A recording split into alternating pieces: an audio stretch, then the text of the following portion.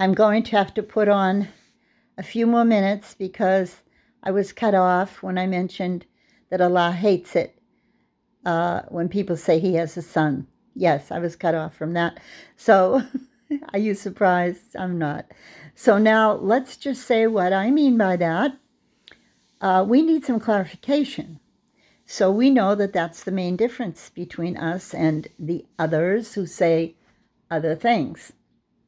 That's why we're referring back to Surah Al-Kahf. Isn't it free speech? Can't we just clarify and say, this is what we are all about? We want you to know that we believe in one creator, one sustainer, who has created us and sustains us and protects us and gives us rizq, everything we need. He gives it to us, but we're ungrateful.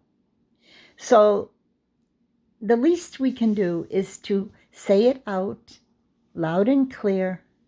Our issue is we would like you to know about Allah, the Almighty Allah, who has no son and no partners in His power. That's why we say, La ilaha illallah.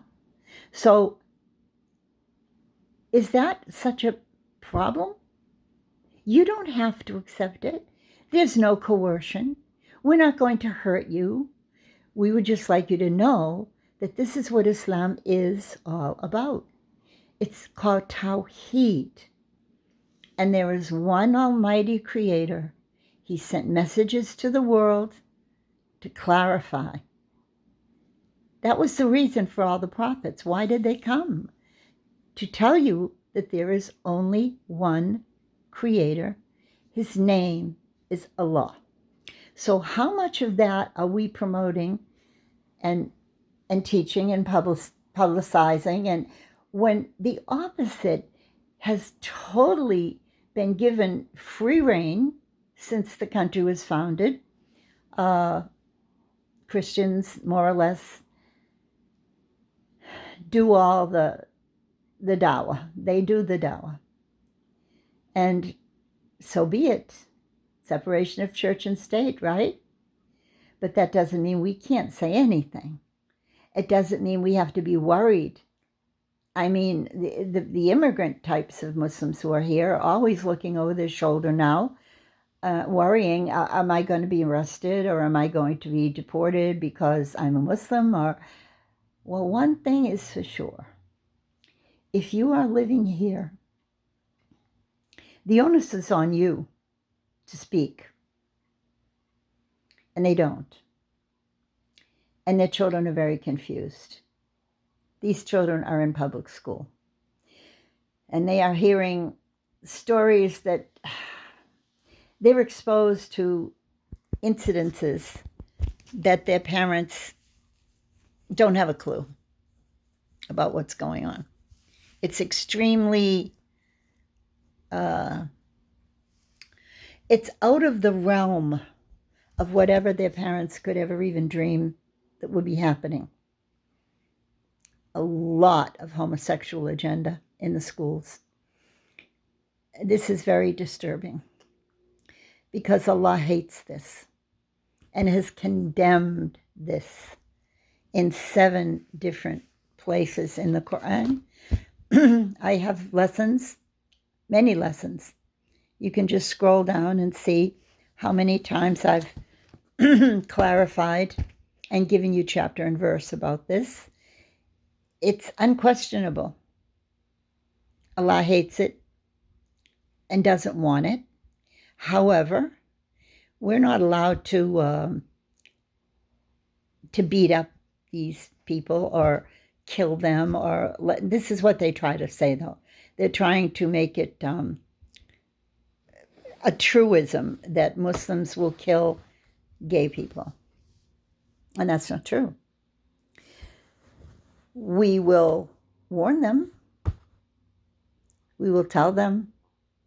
And then they're free to choose to do what they want to do. We can't touch them. We can't.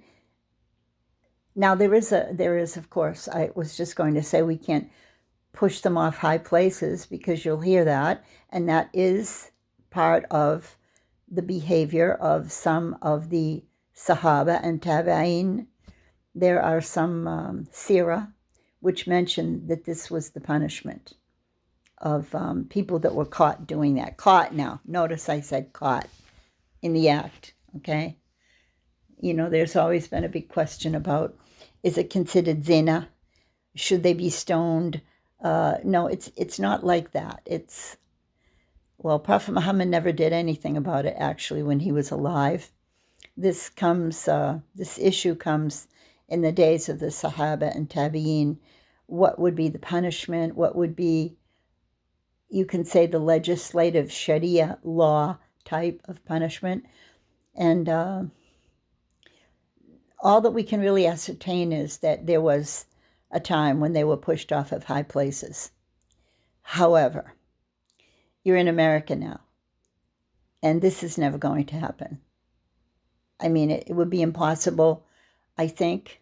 I would wish that it would not happen. I would wish, just speak out clearly that it is against Islam.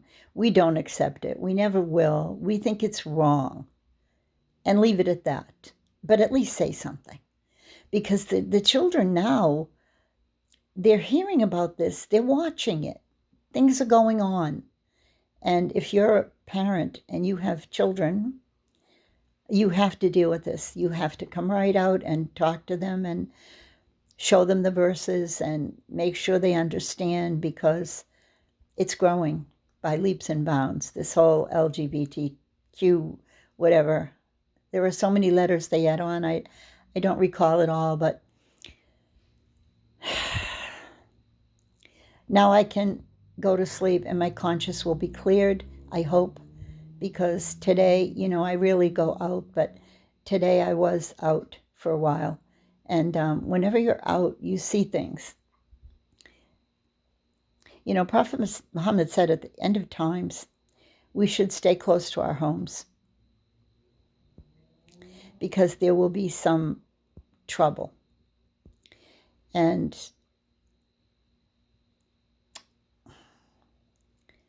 I don't know. You have to go to the supermarket, don't you? That's the only place I ever go.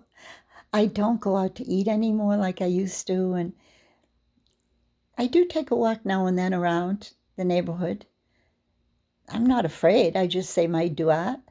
And a person has to get some fresh air, right? So it's 11 o'clock now. Have you noticed that really the time is running so quickly? You look at your watch, let's just say it's 9 o'clock. And then you'll say to yourself, oh my goodness, it must be 9:30 by now. And you look at your watch and it's 10. And every day it seems to get more and more. Qurb Zeman, you know, the time is getting closer.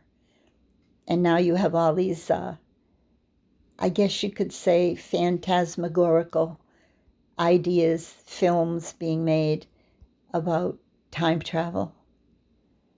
I mean, I've heard people actually say they believe in this.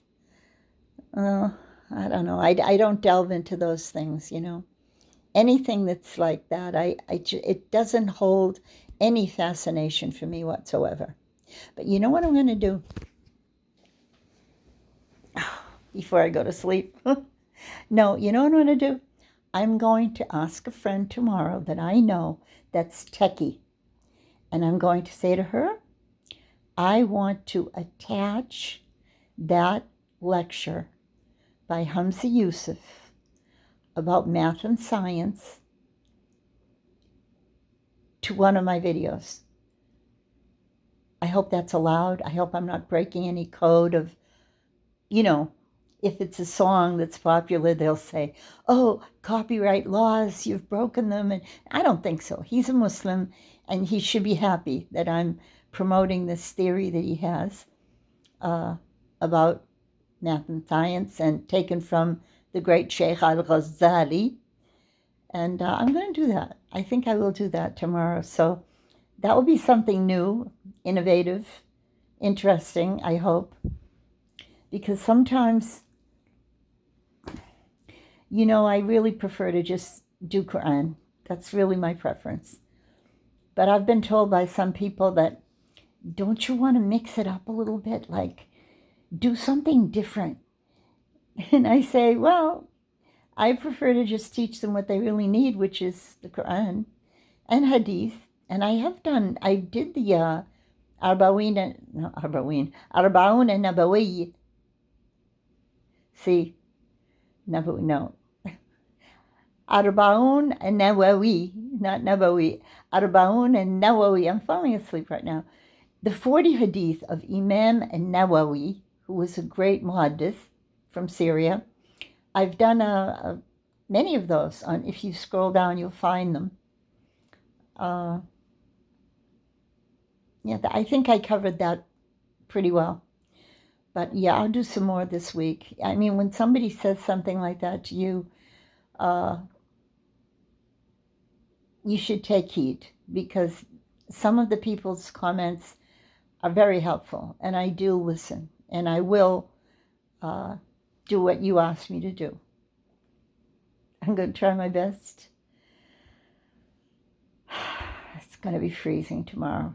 Can you imagine this? South Florida. It's going to be in the 30s tomorrow. Actually, when I went out this evening, I had to do a lesson at 4 o'clock. I brought a winter jacket,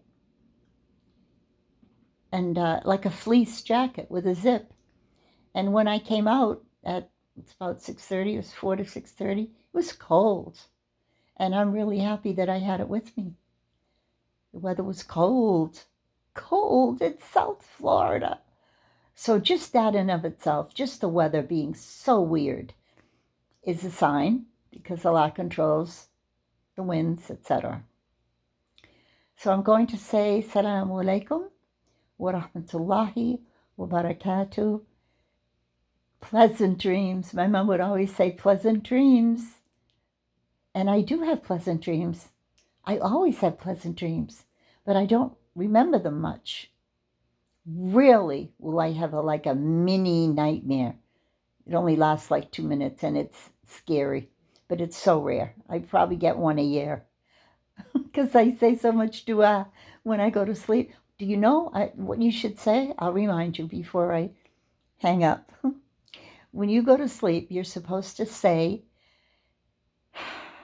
the 3 quls: Surat Falaq, Surat Nas, Surat Ikhlas, and Ayatul Kursi. That's the bare minimum. Then you're supposed to say Subhanallah bihamdi, Subhanallah al-Azim, Astaghfirullah, Astaghfirullah, Astaghfirullah, as many times as you can. And then there's another whole list that I say of iskar that I just make like my favorites. You can do your own favorites, but when I go to sleep, I really, really do that for like 10 full minutes. I've memorized them before I go to sleep. And if you do that, you're not going to have nightmares, and you're not going to be like, I don't know what they call it. There's all these words now, sleep apnea, all these words about people not being able to fall asleep. Or when they fall asleep, they can't stay asleep. And then there's all these things on YouTube about listen to the rain, listen to the waves, listen to the crackling fire. All of these things they're electronic.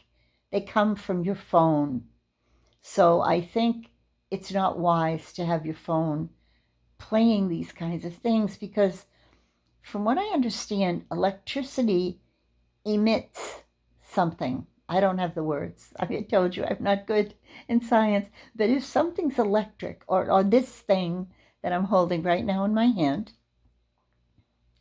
cell phone, it emits stuff that makes it not a peaceful mindset in your brain for you to fall asleep.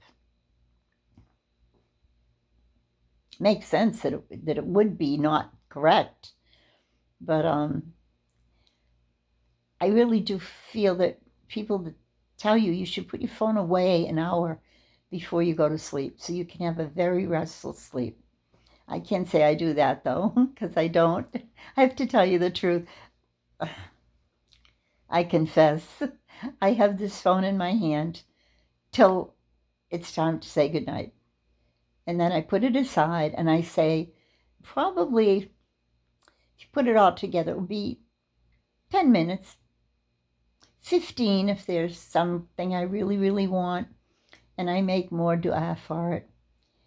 And then, yeah, that's good enough, I think. Yeah. Some people play the Quran all night. They put Surah Al-Baqarah on. I have many friends that do that, but I don't do that. I just really love the quietness. So beautiful at night when the world is still, no noise. I thank Allah that I'm in a quiet area. I don't think I would survive if I were in one of these areas where people are blasting music and, no. So we have a lot to be grateful for, you know? When you think about it, count your blessings. Count your blessings. If you have a quiet, safe place. Yes, Prophet Muhammad said in a hadith, if you have food and shelter for a day, you can eat that day, you have a roof over your head, you're a king. You're a king. Or a queen. Or a princess. With that, I think I'm starting to get a little bit delirious. So I'll say Assalamu alaikum wa rahmatullahi wa barakatuh.